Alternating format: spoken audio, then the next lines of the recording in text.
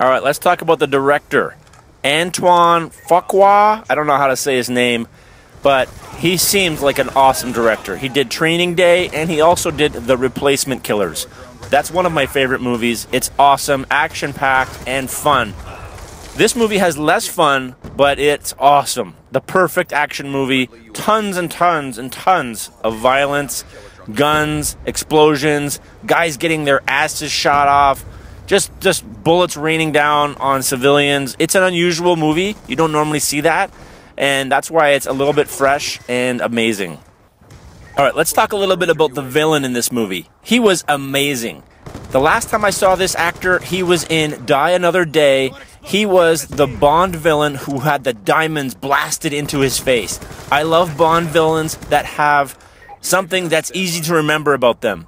If he's beating the shit out of you and you're trying to give a description, remembering that he has diamonds blasted into his face is an easy way to remember a villain. You know, Jaws, the guy with the metal jaws from an old Bond movie, easy to remember.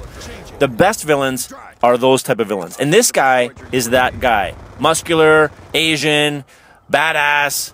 He is the perfect villain. I loved him in Olympus Has Fallen.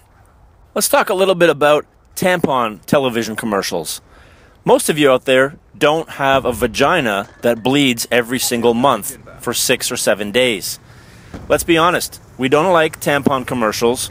We don't care about wings and wraparounds and riding ponies and staying active. Most of us are not in that target market, so we tend to complain when we have to watch those commercials over and over and over again. So guess what? You are not in the target market for that commercial. You're not supposed to like it. So if you're a critic and you didn't like this movie, maybe you should go and review some tampon commercials. Or better yet, go and see Frank and Robot. It's about a robot giving you an enema. You will love it. It's amazing.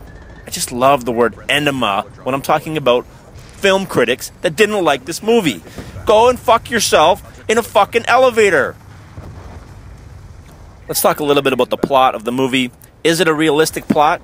It seems completely plausible to me.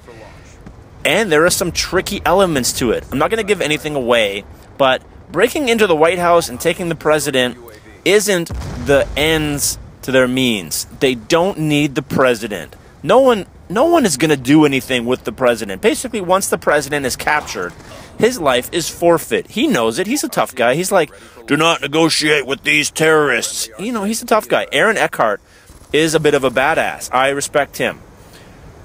So the writing for this movie was excellent. The plot, excellent for an action movie. It seemed completely believable that what they were after, it made sense. I'm not going to give it away, but they weren't after the Cadbury secret.